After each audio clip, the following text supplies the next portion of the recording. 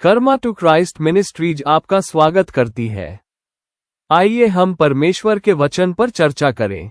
आज का वार्तालाप का शीर्षक चिंता न करने का तरीका।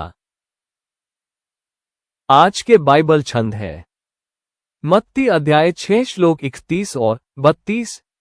इसलिए तुम चिंता करके यह न कहना कि हम क्या खाएंगे या क्या पिएंगे या क्या पहनेंगे, क्योंकि अन्यजाति इन सब वस्तुओं की खोज में रहते हैं और तुम्हारा स्वर्गीय पिता जानता है कि तुम्हें ये सब वस्तुएं चाहिए।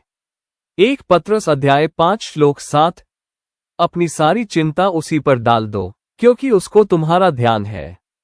फिलिप्पियों अध्याय 4 श्लोक 6 और 7। किसी भी बात की चिंता मत करो, परंतु हर एक बात में तुम्हारे निवेदन, प्रार्थना और विनती के द्वारा धन्यवाद के साथ परमेश्वर के सम्मुख उपस्थित किए जाएं। तब परमेश्वर की शांति, जो सारी समझ से बिल्कुल परे है, तुम्हारे हृदय और तुम्हारे विचारों को मसीह यीशु में सुरक्षित रखेगी। मैं आपके बारे में नहीं जानता, लेकिन मैं हर समय चीजों के बारे में चिंता करता रहता हूं। मैं इस बात की भी चिंता करता हूं कि अगर मैं यीशु मसीह का शिष्य हूं तो मुझे चिंता या बेचैनी नहीं होनी चाहिए। लेकिन चाहे मैं कितनी भी कोशिश करूं, मैं किराए, अपनी कार के खराब होने, कोविड, अपने ब्लड शुगर, अपने परिवार या कुत्तों के स्वास्थ्य, भविष्य के लिए बचत न होने, पुराने कर्जों के बारे में चिंता करता रहता हूँ। चिंता चिंता चिंता। सच कहूं तो ये बहुत थका देने वाला होता है और मेरा एकमात्र समाधान यीशु के पास भागना है।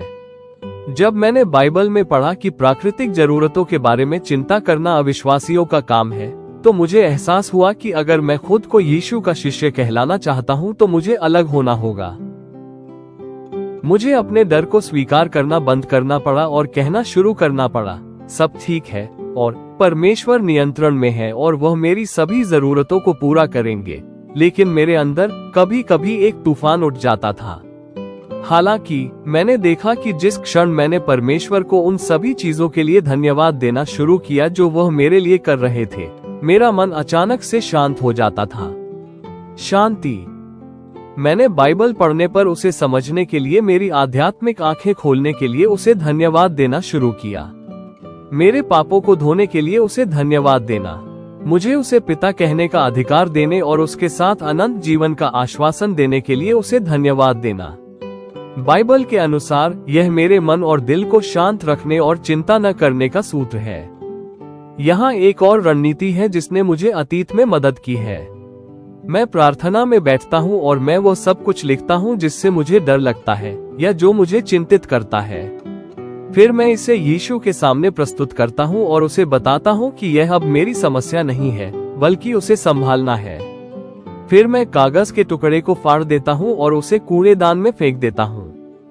मैं इसे जितनी बार जरूरत होती है उतनी बार दोहराता हूँ और हालांकि ज्यादातर बार वही दर दोहराया जाता है, अंततः सूची छोटी हो जाती है। भले ही मैं जिन समस्याओं का सामना कर रहा हूँ वे अभी भी वही है।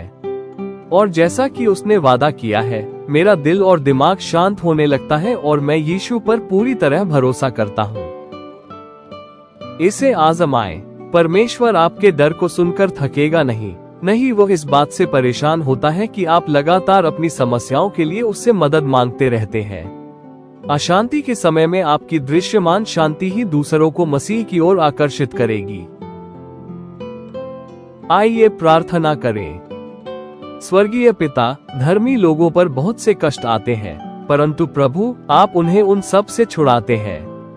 प्रभु धर्मी लोगों की सभी हड्डियों की रक्षा करते हैं, उनमें से एक भी नहीं टूटेगी।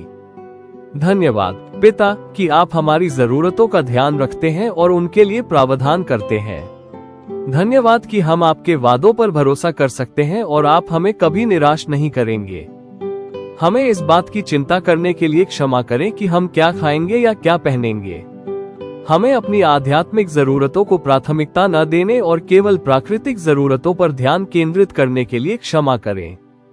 हम घोषणा करते हैं कि हम अपनी चिंताओं को प्रतिदिन आप पर डालना सीखेंगे और एक विजयी जीवन जिएंगे। हम विश्वास के द्वारा अभी सभी आशीर्वाद, प्रावधान और अलौकिक सहायता को सक्रिय करते हैं, जिसकी हमें अपनी सभी जरूरतों का ध्यान रखने के लिए आवश्यकता होगी। हमें अभी वो शांति मिलती है जो हमारी समझ से परे है। हे प्रभु, हमारे दिल और दिमाग की रक्षा करो और हमें तनाव और चिंता के अभिशाप से मुक्त करो। हम यीशु के महान नाम में मांगते हैं। आमीन।